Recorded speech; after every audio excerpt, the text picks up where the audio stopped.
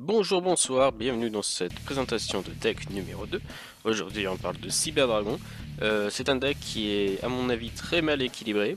Il est fort, mais je pense qu'il y a quelque chose qui va pas dans ce deck. Donc si jamais il y a des gens qui s'y connaissent en deck assez suffisamment bien, j'aimerais bien qu'on me conseille parce que ce deck a clairement un souci d'équilibrage, je pense. Disons que j'ai fait quelques modifications, mais au final c'est pas très bien. Je crois que le deck a 45 cartes. C'est pas terrible, d'habitude je joue qu'avec des 40 cartes donc c'est pas ouf. Donc deck Cyberdragon, tout simplement je vous montre l'extra deck. Cyberdragon Ultime c'est fort mais bon, comparé à ce qu'il y a après, disons qu'il est assez naze, mais pour la petite histoire c'est le seul Cyberdragon que j'avais et à partir de cette carte je me suis dit tiens je vais faire un deck Cyberdragon. Ça m'a coûté un peu d'argent pour une seule carte. Mais voilà, en plus cette version là est vraiment magnifique. Donc il a quoi? Il a 4000 d'attaque et il a Perce Armure. Il y a pas mal de cartes dans le deck Cyberdragon pour doubler l'attaque. Donc il peut avoir 8000 points d'attaque, Perce Armure. Seulement il y a son petit collègue ici, Cyberdragon Jumelé, qui a 2008, qui peut être doublé. Et il attaque deux fois lui. Il a pas Perce Armure, mais bon, ça peut aller très très vite. Une attaque double c'est quand même ultra fort. Je l'ai en deux fois parce que c'est possible de faire deux Cyberdragon jumelés.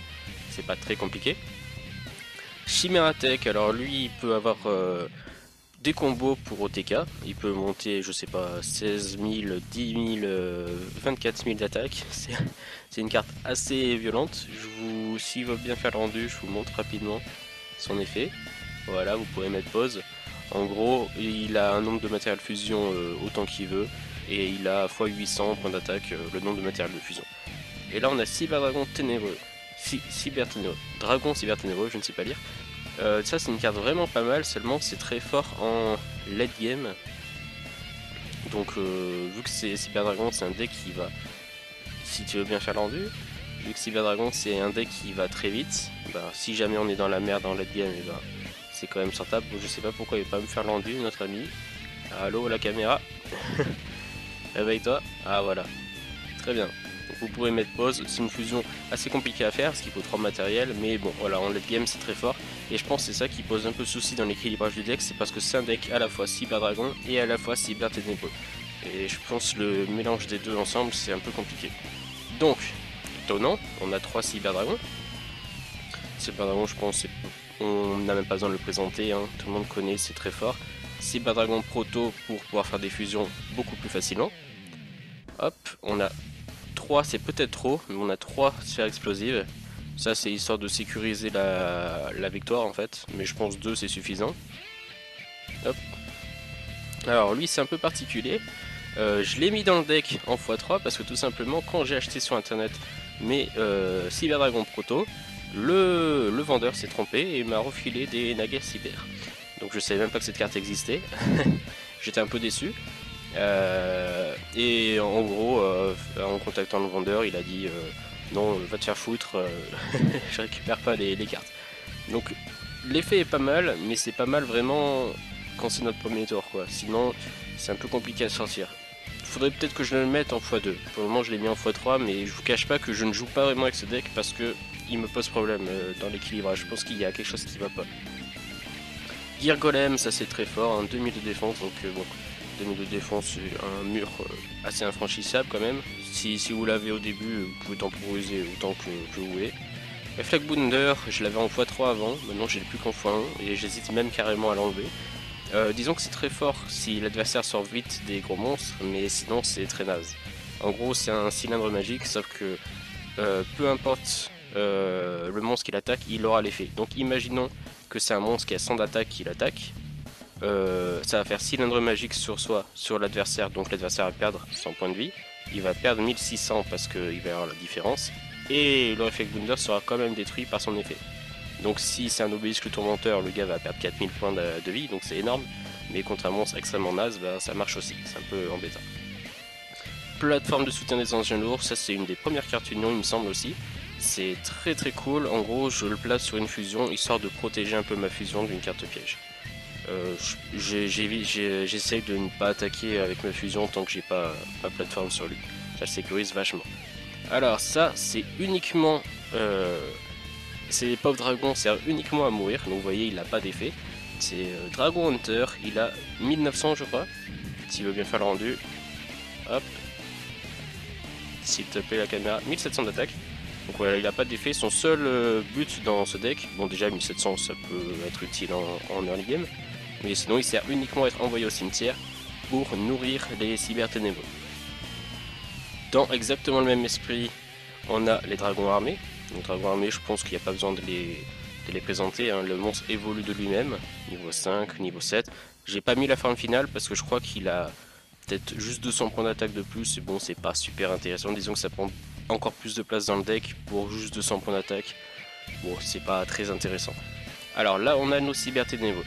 Donc en gros, cyber ténébreux, ce sont des monstres que l'on pose et qui se lient à un monstre du cimetière en tant que carte magie d'équipement et récupèrent les stats du monstre.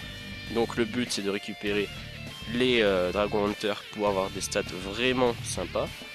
Et on peut récupérer également les dragons armés niveau 3, mais pas plus. Pour récupérer des dragons armés beaucoup plus élevés, donc par exemple le niveau 7, il faut faire la fusion entre les trois. En gros, ils ont tous le même effet, seulement il y en a un, quand il détruit un monstre, il enlève 300 points de vie, il y en a un qui a percé armure, et celui-là, je pense, c'est le plus intéressant, il peut diviser son attaque par 2 pendant la battle phase pour attaquer directement. Donc si c'est un monstre qui a 2100 points d'attaque, c'est vraiment pas mal. Bon, lui je l'ai mis juste pour le délire, hein, mais c'est absolument injouable. La seule façon d'invoquer ce monstre, c'est de jouer cette carte piège et d'avoir un cyber dragon sur le terrain. C'est très compliqué à faire. Mais il est très fort, hein, 2800 de défense, donc c'est vraiment un mur infranchissable. Et si on le met en mode attaque, et il peut annuler la première attaque du monstre, de n'importe quel monstre de votre adversaire. Donc s'il a qu'un seul gros monstre, il attaquera jamais. Donc c'est vraiment une bonne carte, mais bon, c'est insortable. Je l'ai mis dans le deck parce que je me suis dit, une fois, si je la sors un jour, c'est cool, mais sinon ça sert à rien. Alors sarcophage doré, c'est peut-être ma carte magie préférée, hein, elle est dans beaucoup de mes decks. Je l'ai acheté en 40 fois. Un pack de météores féeriques et pas boîte féerique comme dans l'épisode 1 où je me suis trompé. Tout simplement pour rejeter Perce Armure. Je sais que Big Bang fait pareil et donne de l'attaque, mais je connaissais pas cette carte avant. Donc bon, bah pas de Big Bang, ce sera un pack de météores féeriques. Pas de dualité, toujours, hein, c'est super utile. Je vérifie que les cartes soient pas collées parce que les sleeves sont un peu pourris. Je vous ai pas montré les sleeves, c'est les sleeves Dragon Blanc The Bleu. J'ai pas de sleeve Cyber Dragon, mais bon, elle est extrêmement classe. Avec la lune derrière, voilà, c'est très classe, mais très pourri, hein. Les cartes se collent entre elles, c'est très chiant. Fusion du futur, c'est très fort. En gros, vous envoyez vos matériaux de fusion dans le cimetière et dans 2 tours, la fusion arrive. Seulement, elle reste sur le terrain, donc faut pas que la carte se fasse détruire. Limiter Removal, ça double l'attaque de tous les monstres machines. Seulement, ils crèvent, tous les monstres machines crèvent à la fin du tour. Ça, c'est voilà, pour OTK, clairement. Fusion en surcharge, vous pouvez faire l'invocation d'un monstre fusion de type ténèbres, d'attribut ténèbres, depuis votre cimetière s'il y a les s'il y a les matériaux dans le cimetière. Donc ça c'est un petit combo. Vous faites fusion du futur, vous balancez vos matériaux de fusion dans le cimetière, fusion en surcharge, la fusion arrive direct. Et si la fusion future est restée 2 tours, vous l'avez 2 fois la fusion, sauf si dans l'extra deck je l'ai pas 2 fois. Je pense que ça sert à invoquer Chimératech en un seul tour, ou le dragon cyber ténébreux, mais plutôt Chimératech, c'est plus intéressant. Il y a une puissance, hein, c'est polymérisation, sauf que ça fait x2 l'attaque du monstre, et seulement on prendra l'attaque originale dans la gueule à la fin du tour. J'ai pas de polymérisation, je pense que la puissance est 1000 fois plus intéressant, mais c'est pas... Quand on a un monstre à 5000 points d'attaque, on s'en fiche un peu de prendre 2000 dans la tronche, quoi. Donc voilà, c'est ça tout pour ce deck. Donc je pense qu'il y a pas mal de modifications à faire, mais voilà, vous avez l'esprit du deck, axé quand même très axé Cyber Dragon et Cyber Ténébreux. On peut faire des choses quand même avec ces dragons, mais je vous cache pas que voilà, ce qui est important avec ces dragons, c'est de les avoir au cimetière. Une fois que lui est au cimetière, on peut invoquer notre Cyber Dragon Ténébreux. Il aura 3008 plus les stats bonus de son autre pouvoir. Son autre compétence, je sais pas comment dire, mais voilà, le but de ces cartes c'est clairement de crever. Merci beaucoup, je vous invite à faire vos retours hein, pour améliorer ce deck, et laissez évidemment un like, des commentaires, et je vous invite à vous abonner pour la suite. Il y aura plus énormément de vidéos Yu-Gi-Oh, hein, il y en aura normalement que 3 autres. Mais pour le reste de la chaîne, eh bien, il y a des critiques, donc si ça vous intéresse, allez jeter un oeil, je sais plus parler. Abonne-toi, passe une bonne journée, une bonne soirée, ciao.